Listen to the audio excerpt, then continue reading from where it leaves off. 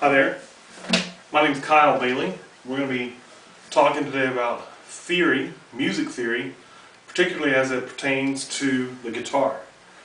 A little bit about me. I studied theory for 2 years, played piano since I was a little kid, picked up the guitar when I was about 24, 25, but about 15 years ago. One of the things that has helped me through the years is my knowledge and understanding of theory, and again, as it applies to the guitar.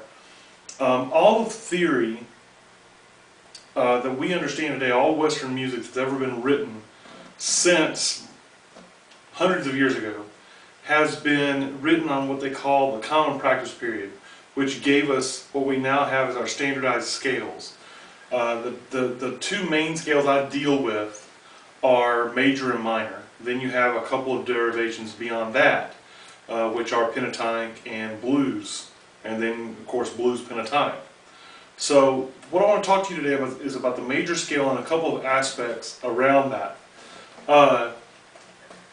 There's two definitions or terms I like to use when I'm talking about theory.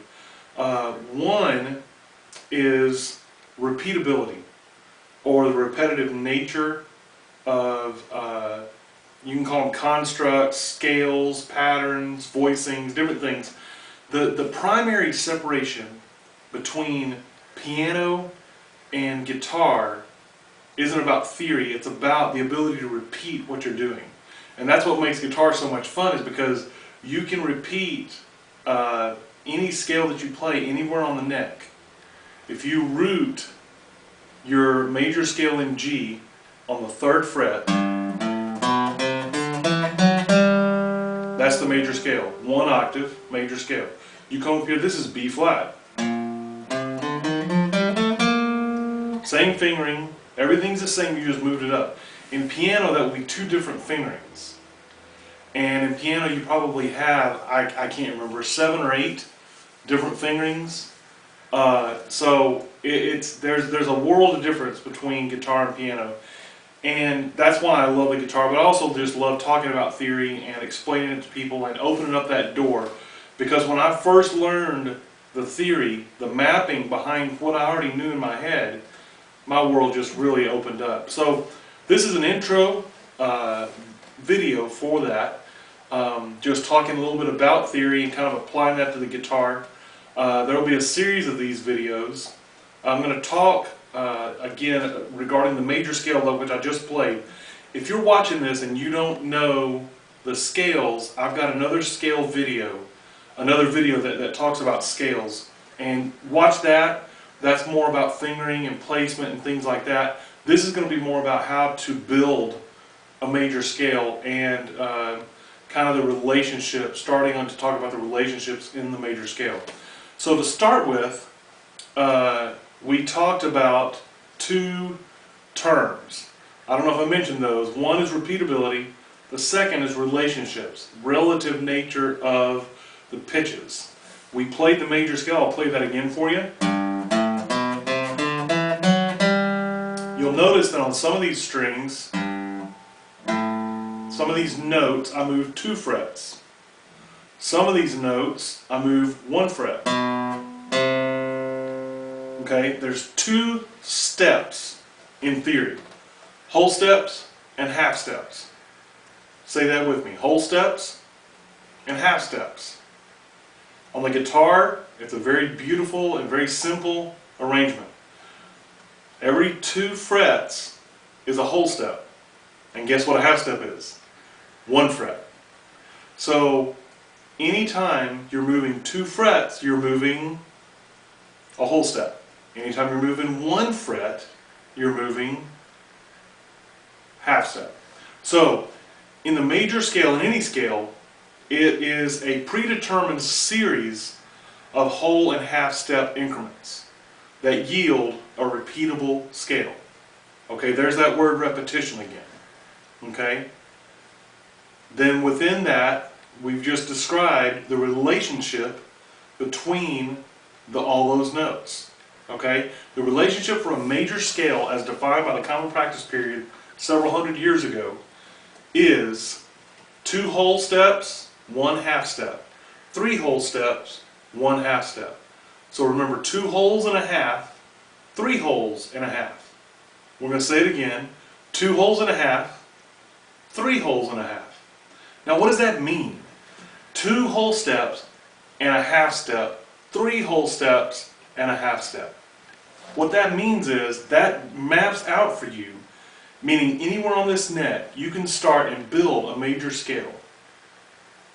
Anywhere. By moving 2 whole steps and a half step, and then 3 whole steps and a half step. Okay? And I want you to start doing that. Finish watching this video and start doing that. Pick a point on the neck and move 2 whole steps and a half step, 3 whole steps and a half step. You'll have a major scale. Now what this is going to start to do is to open up for you possibilities and definitions that are different than what you're used to dealing with. Okay? And here's why. You think if some of you out there who've been playing for a while, if I ask you to play an A major scale, you'd play, and you'd be right. There's nothing wrong with that. But this is also a major scale, A major scale. 1 whole step, 2 whole steps, and a half step. Now from this point, we're going to play 3 whole steps and a half step. So from here, 1 whole step, 2 whole steps, 3 whole step, half step. And this yields your octave. This is the finish or the completion of the major scale. Okay? So we started at an A and we ended it on A. And guess what you've learned? You've learned several things. That's the octave. That's an A right there. Maybe you didn't know that was there before. Something else you might not have realized. That's the 5th tone. The 5th tone is very important in theory. The 1 and the 5 are very important. A lot of you guys out there that have played blues, you're going to recognize a 1-4-5 progression. That's the 1st tone, the 4th tone, and the 5th tone. Each one of those have a major scale associated with them. So you got a 1-4-5. 1-4-5 is the building blocks of all theory, of all Western music. The 1-4-5 major chords are the foundation. So you begin to see how this relationship begins to manifest itself. And then with relationship, it goes hand in hand with repeatability. Because if I have 1, 4, 5, and those are my 3 chords, those are my 3 foundational chords, that's G. Well, guess what? I can start right here. Okay, now a lot of you say, well, I already know that. You may know the fact of it, but what's going to be really fun is when you begin to understand the flexibility of that. Because if you're playing for somebody and they say, well, that's a little too high for me, you're like, well, I play this in A. Well, play it in G. Back down 1. And so again, we talk about repeatability and we talk about relationships. Relationships, again, describe a relationship between 2 notes, 2 chords, 2 scales, 2 runs. There are all sorts of different definitions within that. So when you come away with this today, we're going to wrap this up. The 2 things we're going to talk about, number 1 is the structure, what makes the major scale. 2 whole steps and a half step, 3 whole steps and a half step. And the second is the 2 terms I want you to think about. Relationships and repeatability. Now, be sure, when you finish watching this, go build you some major scales. Anywhere on the net, build them. And as you play through some of the stuff that you're used to playing, we all have our little 2-minute increments. I have mine too, that we just always fall back on. Start playing those and look at them on the neck and see what's going on there. And we'll pick up next on the next video and enjoy your playing.